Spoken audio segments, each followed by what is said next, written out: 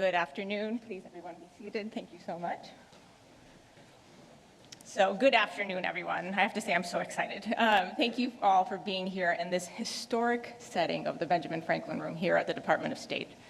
I'm Kat Fotovat, the Senior Bureau Official for the Secretary's Office of Global Women's Issues, or SGWE, as we call it here.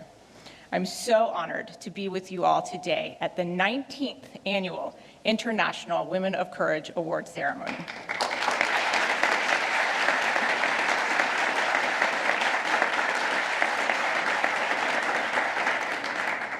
We are so excited to have so many distinguished guests and our courageous awardees.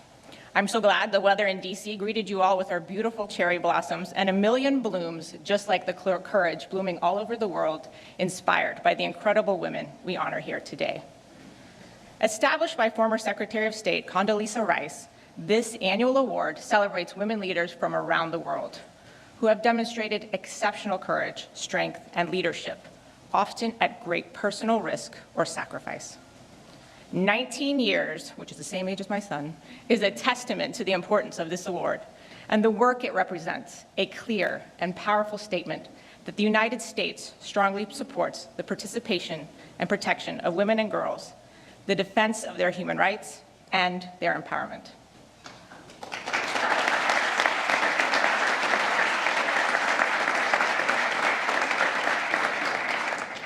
None of this would be possible without leadership and support at the highest levels, starting with President Trump.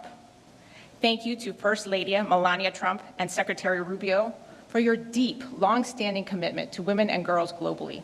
We are so thrilled to have so many members of the Cabinet and Congress and their staff here as well. I'm so proud to be here representing SGWE. Our mission has been to promote the rights and empowerment of women and girls globally as a cornerstone of U.S. foreign policy. As President Trump said, when women are empowered to participate in civic and economic life, their communities, their families, and countries are more prosperous, healthy, and safe.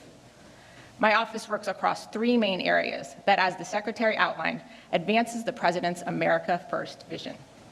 Making America safer by ensuring the protection of women and girls from violence, a central part of securing our border, combating terrorism, and fostering global peace and security. Making America stronger by advancing women's meaningful participation in political, peace, and security processes, leading to longer-lasting peace and stability around the world. Making America more prosperous by supporting women's economic empowerment and fostering American investments, innovation, and interest over our strategic competitors. Now, the International Women of Courage Awards highlight the critical role women play in peace and stability. The 8 individuals who you will learn more about in just a moment embody those American values abroad and promote efforts that their countries and regions are more secure. I am pleased now to introduce their stories to you. Please see the screen.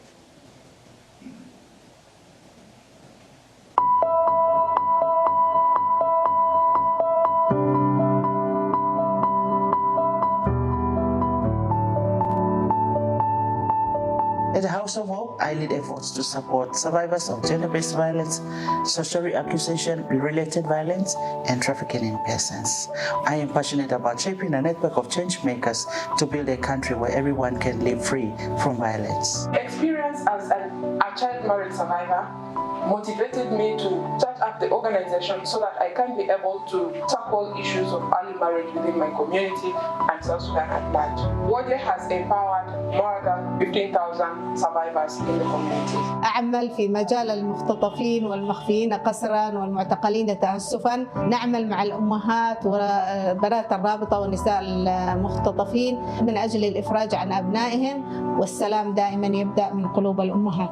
Every person with disabilities deserves fair treatment. This is my life work and the mission of my organization. The work continues, but we are confident we have tools.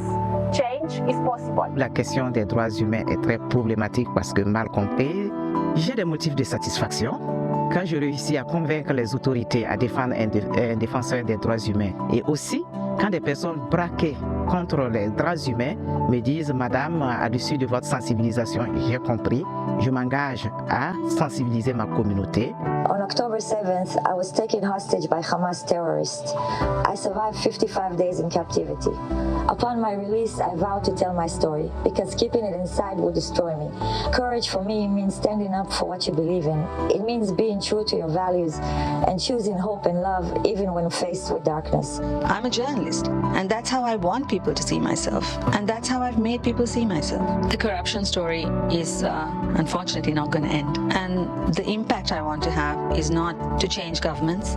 I want systems to change. I want laws to be put in place. I want institutions to be strengthened so that people are not able to abuse them. And that is what we have, as investigative journalists, always fought for, and that's what I will keep fighting for. Conserving Tubataha is ensuring the food security of the country. As a marine protected area, we have become a model for other marine protected areas. We have brought pride to the country, and we have contributed to the global conservation goals.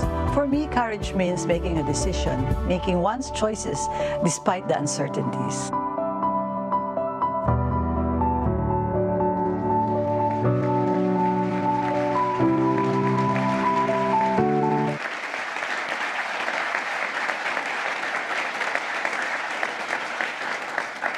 I think you can see the clear courage amongst all of these incredible women. Now, it is my distinct honor to introduce, from the great state of Florida, like myself, our Secretary of State, Marco Rubio. Go Gators!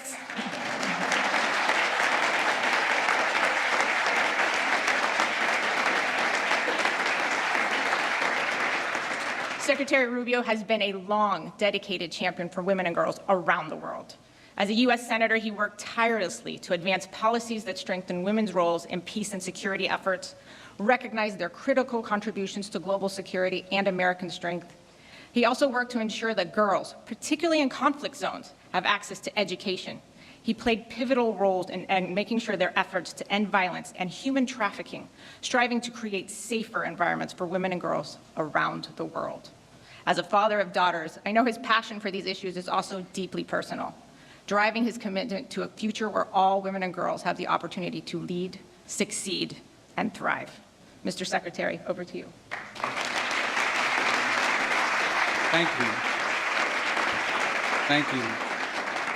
Thank you very much for all of you for being here.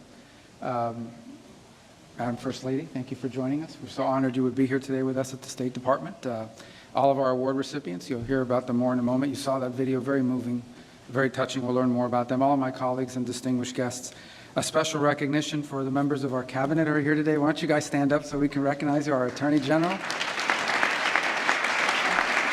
the Secretary of Small Business, of Education, and of Labor. And we're missing Tulsi Gabbard because she's probably spying somewhere right now. So she's busy. But thank you for being here and joining us on this. And good afternoon and welcome to the State Department. This is a beautiful room. We don't use it often enough. But this is an appropriate setting in which to use it. And we're so grateful to be honoring this year's International Women of Courage awardees.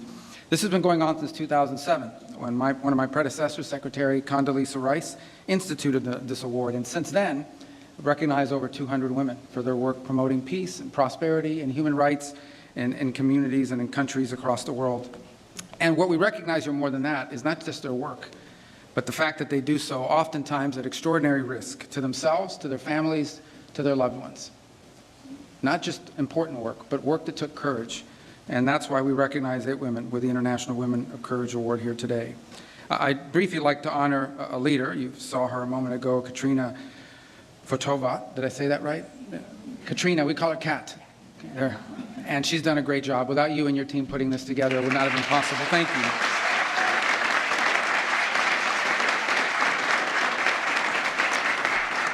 I want to also personally thank the woman of courage who lives in my home, my wife Jeanette, who rarely gets to join us. But,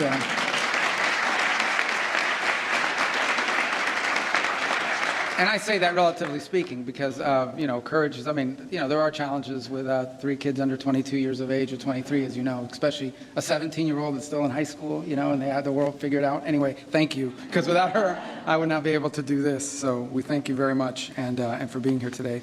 At the State Department and under President Trump, we try to take every opportunity to defend and to promote women and girls across the world. During his first term, President Trump made women's economic opportunity an imperative. He established the Women's Global Development and Prosperity Initiative, which to date has reached over 12 million women worldwide. At home, during his first term, female unemployment reached the lowest level in 50 years. President Trump also signed the Women, Peace, and Security Act, a bill that I was very proud to have been a co-sponsor of when I was in the Senate. And it was the first comprehensive law passed in any country in the world, first law passed by any country anywhere in the world, focused on protecting women and promoting their participation in society. President Trump is also working now to fulfill his promise to end a brutal war that's going on in Europe as well as in the Middle East. Wars that aren't just costing the lives of soldiers and civilians, but where women in these wars, in these conflicts, as you will hear somewhat today, are kidnapped and they're assaulted, they're displaced, they're killed, their families are in danger. And one of our honorees today knows that too well, because on 7th October of 2023, Amit, Susanna, was abducted from her home by Hamas. And upon her release, she shared details of the sexual violence she endured as a hostage, which allowed medical professionals to document the atrocities that she suffered. And this was at a time when people were denying that these atrocities were being committed, and even blaming Israel for Hamas's brutality. Her bravery, her advocacy brings much needed attention to the scourge of sexual violence and conflicts all over the world. Even as I speak to you now, there is sexual violence going on somewhere in the world in these various conflicts. It is a scourge. There is so much more to be said about the accomplishments and the courage and the leadership of each of these great women. And let me reaffirm the importance of protecting women and girls and promoting their well-being are American goals. But they also happen to be a strong goal of our president, President Donald Trump. So to our honorees, congratulations and thank you for your work to create a safer and more secure and just world. In a moment, it'll be my distinct honor to welcome the First Lady of the United States to speak to you. She too is a woman of tremendous courage and a great accomplishment. She's an inspirational leader. Through her Be Best initiative and her work now advocating the Take It Down Act, she's protected women and girls online and promoted their health and well-being. So, Madam First Lady, thank you so much for being with us today. I look forward to continuing to work with you to promote the well-being and prosperity of Americans. So, ladies and gentlemen, please help me welcome, it's a great honor to welcome the First Lady of the United States,